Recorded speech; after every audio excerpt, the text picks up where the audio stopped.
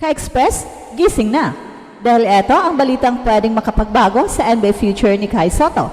Habang patuloy ang kanyang rehab journey ng kanyang ACL injury, isang napakalaking development ang pumutok. Los Angeles Lakers naghahanap na raw ng bagong big man. At ang twist, isang insider source mula US ang nagsabing posibleng young international center ang gusto nilang i-develop habang wala pa silang full backup sa ilalim. Abay jackpot to kung mapunta kay Kai. Pero teka, may isa pang napansin ang mga fans. Halos 10 kilo raw ang idinagdag ni Kai nitong off-season. May bagong muscle mass ba si Kai? O nauwi lang sa conditioning ang training niya? Tara't himayin natin yan. Unahin muna natin ang update sa katawan ni Kai. Base sa ilang larawang lumabas mula sa closed-door rehab gym, mas bumilog ang balikat at binte ni Kai. Sa unofficial reports, tinatayang nasa 8 to 10 kilos ang nadagdag na timbang niya simula. Pero hindi ito taba, mga ka-express. Muscle mass ito. Bakit importante ito? Kasi noong NBA Summer League 2023, isa sa mga pinaka-critical na komento ng mga scouts ay kulang pa sa lakas ng katawan si Kai para sa NBA level big man. Sumasabay nga sa taas, pero naiiwan sa physicality.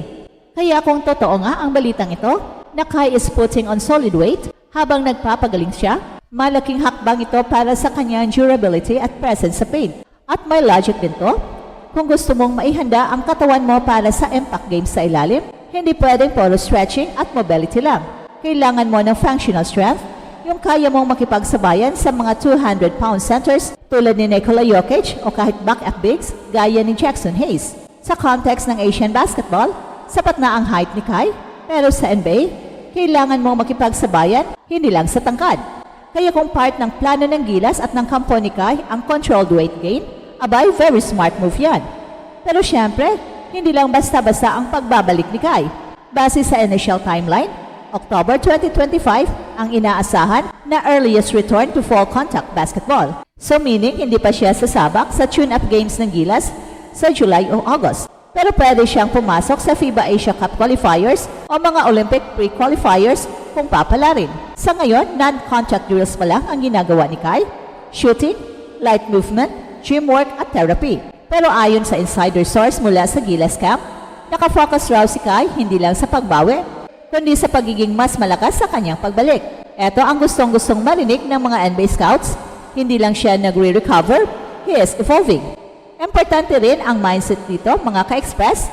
Maraming atleta ang bumabagal ang career dahil naging content sa rehab lang. Pero si Kai, mukhang ginamit ang injury break bilang window for transformation. At sa edad na 22, may oras pa siyang magbago ang kanyang katawan, mag-improve ng galaw at mag-adjust mentally para sa mas physical na league. At habang lumalakas ang kanyang katawan, humihigpit din ang competition. Kasi habang nagpapagaling si Kai, iba't ibang prospects sa US, Europe at Australia ang tuloy-tuloy sa exposure. Kaya bawat improvement ni Kai ngayon, malaking bagay. So ngayon, punta tayo sa exciting na bahagi. Los Angeles Lakers, sa kasalukuyang roster nila, wala na silang Anthony Davis at wala ring backup big na kayang i-develop para sa future. Mula nung umalis si AD, si Jackson Hayes ay inconsistent, kulang pa sa lalim ng frontcourt. Ayon sa NBA Scouting Podcast, The Baseline, may sinasabi raw na tinitingnan ng Lakers ang low-cost, high-upside international prospects bilang parte ng kanilang G-League o summer build-up. Hindi directly sinabi ang pangalan ni Kai, pero 7-footer from Southeast Asia na may professional experience at yan raw ang nabanggit. Coincidence ba ito? Baka. Pero kung titingnan mo ang timing, Kai is bulking up, may agent tayo sa US, naghahanap ng big man ang Lakers. Abay kahit papano, may logic ang posibilidad. Hindi pa ito offer o invite, pero kung may kukulitin ang mga fans at scouts para i-recommend kay Rob Pelinka, ang general manager ng Los Angeles Lakers, abay si Kai na yon. Lalo pat ang Lakers ay kilala sa pag-experiment ng international talents. Remember Costas Antetokounmpo o Thomas Bryant na galing G-League? Hindi malayo na bigyan din nila ng chance ang isang likable 7'3" international player na may fanbase sa Asia. At kung matuloy ang ganitong opportunity, jackpot talaga para kay Kai. Imagine this, habang nagpapalakas pa siya ng katawan at inaayos ang game conditioning, may NBA team na nagbibigay sa kanya ng structured environment.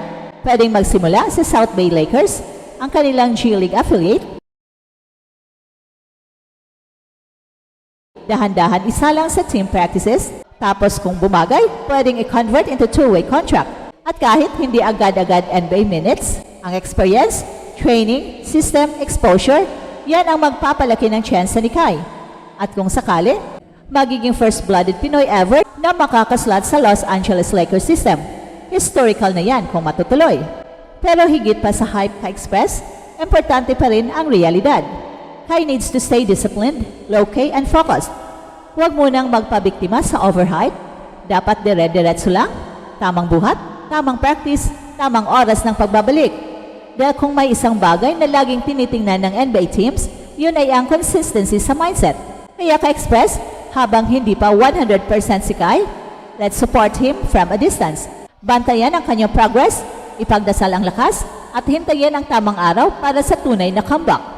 Kaya ka-express, habang marami pa ang spekulasyon at hint lang sa social media, isang bagay ang malinaw. Kai Sotto is not wasting his time.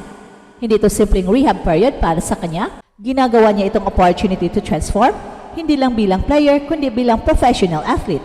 At kung totoo nga na naghahanap ang Los Angeles Lakers ng bagong big man, at pumasok ang pangalan ni Kai sa shortlist, game changer yan, hindi lang sa career ni Kai, kundi sa buong basketball history ng Pilipinas. Pero tandaan natin, hindi ito sprint, isa itong marathon. At sa bawat kilo ng muscle, bawat araw ng therapy, at bawat minuto sa gym, lumalapit si Kai sa next level. Hindi natin alam kung kailan darating ang tawag na yon, pero kung sakaling mangyari, alam nating pinaghandaan niya ito. Dahil ang tunay na big man, hindi lang malaki ang katawan, malaki rin ang puso at mas malaki ang pangarap. Well, sa dulo ng lahat ng to, ang isang malinaw sa ngayon ay seryoso si Kai sa pagbabalik niya. Hindi siya nagpapakampante habang nagpapagaling. Sa halip, ginagamit niya ang bawat araw para palakasin ang kanyang katawan at ihanda ang kanyang sarili sa mga matinding laban.